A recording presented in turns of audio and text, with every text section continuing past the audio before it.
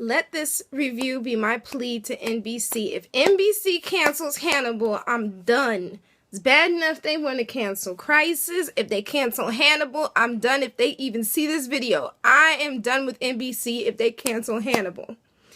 This is my review for Hannibal Season 2, Episode 6, entitled Futamono. By the way, guys, I'm Sage Valentine, if you guys haven't met me, aka Etherblade, and this is my review. Futamono is a lidded dish, typically a soup. This episode had so many ebbs and flows and things, and that ending, dear Lord. Here we go. We see strings, we see like these golden swans, we see keys lifting. I'm thinking it's a piano, but it could possibly be a harpsichord unless I'm getting my instruments crazy. If I am, definitely let me know in the comments. I do apologize.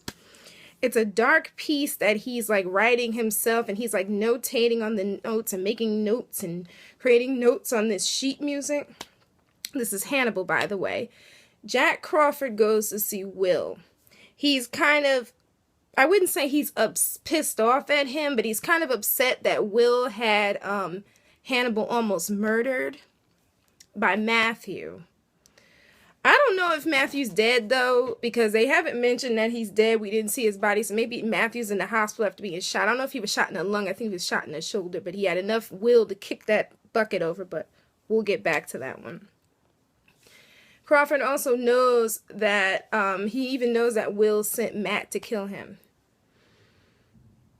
Will mentions something about the happy anticipation is able to feel content.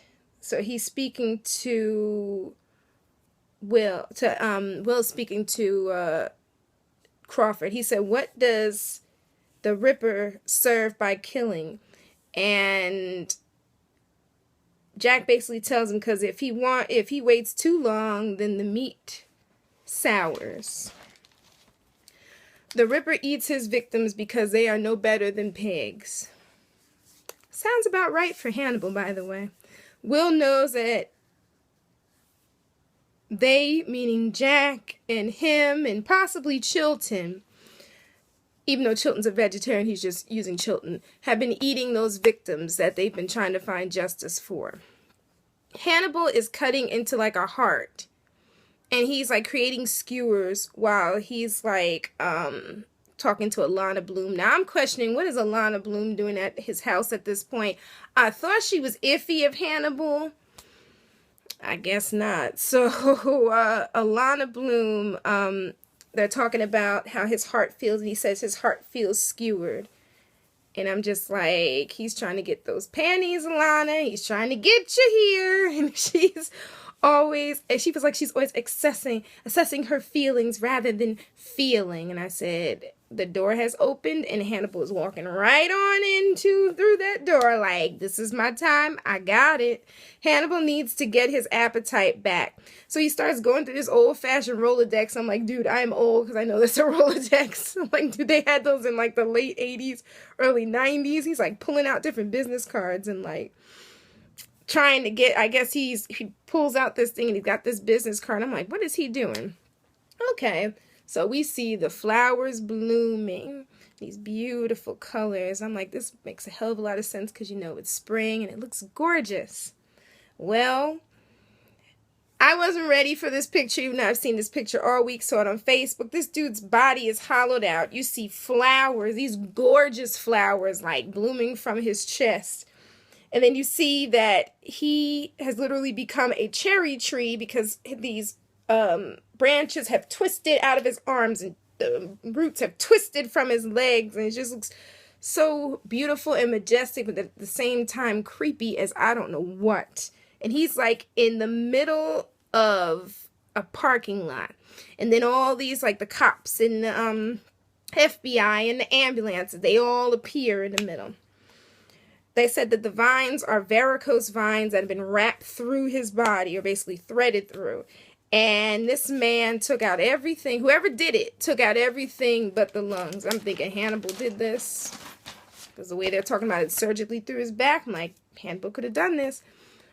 They use belladonna to replace the heart, something else to replace the liver, and I think it was something else to replace the thing, but the belladonna for the heart completely struck me because it was one of those really poisonous flowers, they said, and I do know about that flower. The Ripper believes that this victim was toxic. Okay, Crawford, Jack is talking to Hannibal. There is a pattern taking shape, and I have yet to see it. Hannibal just comes out of the blue like, I can't help Will anymore. I can't trust him. And Jack agrees with him. Then they start talking about the case, and Hannibal's like, I just want to let it go. You saved, and basically Jack saved him so he can no longer dwell on death. And I'm like, the hell is Hannibal trying to do? So he decides to host this dinner party, but Jack knows what's up. So you see like this wall separating Gideon on the left and Will on the right, and you see this cute little mouse. I noticed the mouse, this cute little mouse going down and one coming up. I'm like, that is so cute. And Will says anyone who gets too close to him gets got. He's basically trying to talk to Gideon because Gideon was jibber-jabbering about something. But he was like saying, you know, this way you and Chilton get out of this. The only way that you and Chilton, this is Will talking to Gideon, the only way you and Chilton get out alive is if the Chesapeake Ripper is caught. So Gideon basically remembers everything down to a T. So my idea of Gideon being Mr. Forgetful, going out the window because he remembered everything down to like the carpet on the floor in Hannibal's dining room. So I was like, what the hell type of game are you playing, Gideon? And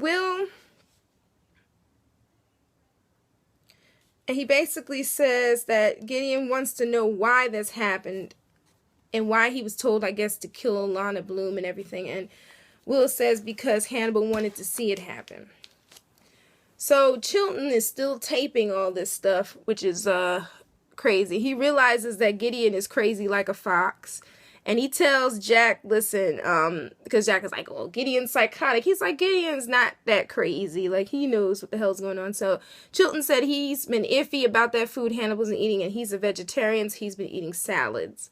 I'd be iffy about the salads as well. But he knows something's up, especially that part. And I do remember that part when Hannibal, I think it was in season 1, when Hannibal served him the tongue and joked about how he wanted to eat his. That was in season 1. If you haven't seen season 1, guys, definitely watch season 1.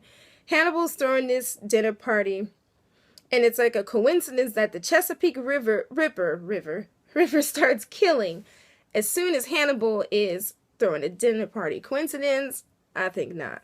So, Chilton says that cannibalism is about dominance, and according to him, Hannibal basically fits this profile. Every time I'm trying to do a review on Hannibal, I get all, because this episode was nuts. So according to Chilton, Hannibal fits the profile. Strangely, for some reason, and you guys can call me crazy, I don't think Hannibal did this. I do think it's kind of sort of a coincidence. Just saying. The other kill he did this episode, he did it, but that particular one is kind of iffy. That's just me wanting Michael Pitt. I'm going to be talking about Michael Pitt till he appears. I'm sorry. I want one of these awesome kills to be one of his. So he's back. Hannibal's back to playing that harpsichord or that piano again. And then the chords and stuff on the sheet music, they bloom into flowers. I don't know if that's Brian Fuller's way of talking about the relationship between him and his feelings for Alanna Bloom. I don't know. It's funny how her last name is Bloom now. Anywho, the man that was killed and became a tree, his name is Sheldon Isley. He was a conservationist, a politician. He, as Jack put it, paved paradise to put up a parking lot. Joni Mitchell. She never lies. He almost destroyed a rare bird's nest. I think that's what they said. He was posed before vigor. He's bearing fruit, which are these little diatoms, these little, like, algae thingies. And then, there was water in the lungs, and he died in Richmond, which means somehow he was drowned somehow. Don't know how. So, Will tried to kill Hannibal, who is his teacher, mentor, and friend. And Alanna knew him. This is Alanna talking to Jack. She says Will is lying and playing a game, and he's not scared. Now, all of a sudden, she's anti-Will. Now, a while back, she was pro-Will. So when the hell did all this change? See? And Hannibal. So Will is like sitting there in his cage, and it's almost like he's watching Alanna and Jack walking through the park, because it was a really pretty scene with the yellows and the little doggies running, because I forgot about the doggies. They're all so cute. So he's like sprouting these horns out of his back, and it's going up to the ceiling, and it's spreading, and of course that signals Hannibal's coming. So he's watching, Hannibal feels like he's watching his friendship on a split screen, and Will shares the same sentiment. And he feels like Will is lying to him. Hannibal says to Will, Beverly died at your behest. Will is mad at whomever murdered her. He said, and if I was Beverly's murderer, I would applaud your effort. You better start applauding Hannibal, because you definitely did it. And he feels like he is in more control than he has ever been. That's what Will says. And he tells Will that he is... Basically, he's chilling out with Bloom. He said, I'll give Alanna your best. AKA, I got her now. AKA, according to Twitter, I'm going to give her my... Yeah. If you ever get a chance to read the tweets during the show, definitely read those tweets. Those tweets are hilarious. The crazy things people say. FYI, though, just because he went to bed with Alanna does not keep her from being dinner, and it does not keep her far away from being murdered. It just puts her in a certain box. I fear for the day when he opens said box. Hannibal is looking for a recipe. So he's looking at heart tartare, and he pulls out a couple cards.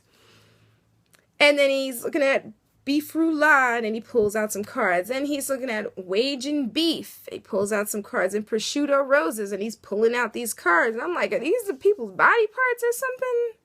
The hell is this? But the presentation of the food was fantastic. As the people said on Twitter, it was food porn. It was food porn extraordinaire. It was gorgeous.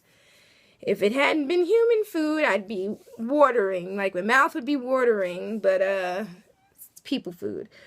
The FBI, they're still looking at the tree. And Chilton's standing outside of Gideon's cell. Jack wants to talk to him. He says something about down to brass tacks. All of a sudden, Chilton starts lying to Jack. Now, he told Will all that stuff about knowing all this thing, and he doesn't know. And Gideon claims that Chilton refuses to fix Will, and you got the right box, he says to Jack, but you are looking in the wrong corner. Everything possibly cryptic Brian Fuller and the writers give to Gideon. Like I said, Gideon and his one-liners, ridiculous. So Gideon starts talking about that nurse. If you didn't watch season 1, I'm going to give you a brief overview of that. There was a nurse. She was stabbed. It was a crazy way she died. And when you watch, you're going to have to watch season 1 to see it, because I can't even describe it to you because it was that freaky. But basically, Gideon decides to bring it up to the 2 Afro-American guards. So the guards take it upon themselves to beat the holy hell out of him. Blood splattering everywhere. So we see a blood like falling. And then you see like a drop of blood into this orderly's coffee cup. And it takes about a minute to look and see. And as he looks up, you see the 2 guards throwing Gideon's like body over the steps. And he lands on his back. It's creepy. It's crazy. But Gideon, you kind of had it coming. So Hannibal has like these people in these white jackets and black ties and stuff setting up for the party. And everything looks good. But again, it's people. People meet. Alanna is like overjoyed and enamored. Like, man, this dude knows how to... How can I say it? How to get them draws. If you want to say it like that, fine. He knows how to get these women in the bed. He knows it. But Jack knows there's something is off as he's sitting there. And everyone's eating. I'm grossed out. And Jack is just like, they don't even know what the hell they're eating. So Chilton's like, listen. He was like, I will not be eating any food. Hannibal the cannibal. Darwinism is basically what he's trying to do. And he doesn't want Hannibal to suspect anything from him. That's why he really shouldn't be seen talking to Jack during this party. He doesn't want to be seen as a threat. Jack decides he wants to take some food home, but the way he had it made, but the way he did it, I'm like, damn, everybody picked it up. He's like, oh, I want to take some food. When Hannibal's like, oh, I'll get them to get you something from the from the kitchen. And then he's like, no, I want to take it from right here. And I'm like, damn, he knows. I'm like, he knows. So Jack leaves with a doggy bag. It's like this nice, even the doggy bag is nice at this party. Like, this party's awesome. So he asked the other FBI dudes to test the food. Meanwhile, Alanna's with Hannibal. I'm just not feeling right about this. Like, Jack's treating you like a suspect, pointing fingers in the dark. I'm like, Alanna, like, dude, Will hasn't even been away for a couple months. Like, damn. You think he's dead in the water already? My God. So she's like, I can't forgive Will for what he did. And I'm just like, a couple episodes ago, you were like, well, Will is sick and we got to figure out how to fix him. Now, all of a sudden, you're just like, screw that. Let me get you some Hannibal. Like, okay.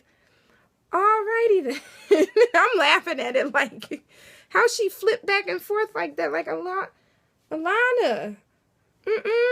So I'm sitting there tweeting. I was like, I wonder if he's as good in bed as he is as a chef. Not that I want to know that, but that presentation was awesome. So I guess he was fantastic in bed. Either way.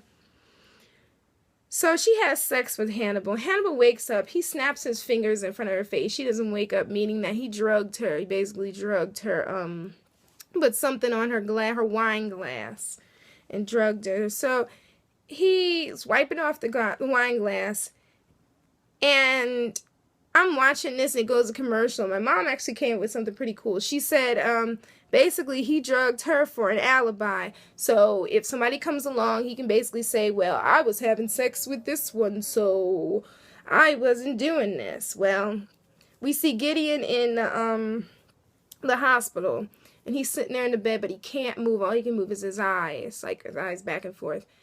And, like, you see somebody running their hand past the drape they put around, or the curtain. And so that morning, when Alanna wakes up, the first thing she sees is Hannibal. But even before that, come to find out, Hannibal, or whoever it was, Hannibal killed the guard that was watching Gideon, gutted him, and strung him up with fish hooks, and hand-tied the flies the way that Will is hand-tied, his flies when he was fly fishing, because he was going to teach Abigail Hobbs how to fly fish. I remember him talking about that. So basically, the Ripper found Gideon. So Alanna, like I said, she woke up next to Hannibal. She starts talking about funerals, eating sex to her, so I guess she gets aroused by death. So she's of the macabre like he is. So Hannibal said, we're both burying a friend, Will, and she was like, it feels liberating. We had a lot of reasons to do this in Hannibal. Then the door rings as they're about to have sex again, and it's Jack. So Hannibal's like, Hannibal like appears, and he puts on his pajamas, and he's appearing trying to be all cool. And Jack is telling him, that Gideon fell down a stairwell and was taken out of the hospital by someone he knew, and he's basically trying to say, he's asking him, where were you last night, Hannibal? And he's like, I was here, I'm basically trying to say he has an alibi. Now, before Hannibal could say anything, here comes Alana Bloom wearing Hannibal's shirt, talking about, he was with me. Are you trying to accuse him? I'm like, all of a sudden, you're his girlfriend. You guys just had sex like 2 seconds ago. You're not his lady. You were probably the next main course. He's probably going to cook your vajayjay like he did in that beginning of cook your vulva like he did. I believe that was Abigail Hobbs' private parts in that first episode. And I'm holding tight to that. So basically, Jack knows that Alanna can't be trusted. Alanna is done. So, Hannibal knows that Jack is onto him, and now he's cooking in, like, part of this scene for, Abel Gideon. And he's, like, cooking this thing, and then he wraps it up and puts I guess, bacon on top of it. I'm thinking it's bacon. Because usually when it looks like that, it's bacon. Then he wraps it up. He takes his big leaf that looks like a kale leaf and wraps it around and puts this stuff over it. And it ends up being clay, and he brings it out to Gideon. Ooh, I don't know where that came from. he cracks it open, and like it's clay inside the thing. It's supposed to seal in the juices. And I'm like, I've never heard of anybody cooking with clay. Maybe a clay oven, but not at Hannibal and his weird food porn presentations. So he cut off Gideon's leg and was basically feeding it to him. And he says, "You intend me to be my own last supper." He said, "To dine rather than waste it." So Gideon like cuts it and he's eating his own leg and he's like looking and he said, "My compliments to the chef." I'm like, oh, that reminds me of Ray Liotta. In fact, that was like Ray Liotta cutting part of his brain because Hannibal took his brain out in that movie Hannibal and was cutting up the brain and he was eating it. It was his own brain. Ew. So, Jack is upset and like, I'm thinking gross. Jack is upset because he finds out that the food was not people, but apparently Hannibal knew something who knew something, made some type of switch or something. So the pieces of each, they find out that the food was like expensive goose, expensive, different from parts and things from different animals that were very, very expensive. So he found pieces of each, they found that pieces of each victim were made into lures that were put up there for that cop's, the cop's body. So basically the Chesapeake Ripper is finally taking credit for his own work. Finally. So they find the specific bark or something on that tree, on that cherry tree, the man who was made into the cherry tree. So it takes Will on this expedition, and he ends up going 50 miles to Richmond, Virginia, to this like cottage that looked like something out of the 1800s. And he's going through, he doesn't see anything, and he sees a lock. He breaks the lock, goes into the basement, looks around, and all he sees are old sewing machines and old things from the 1800s. So he sees what looks like a cover, and like he takes the cover off the well and it's just water. There's nothing there. So then he sees another cover, right? And he removes the cover off of it. And dear Lord, I nearly had a heart attack because it is Miriam Lass from season 1. The one that Jack thought was dead is still alive in that well. She's missing an arm, but she's still, or missing part of her arm and her hand, but she's still alive.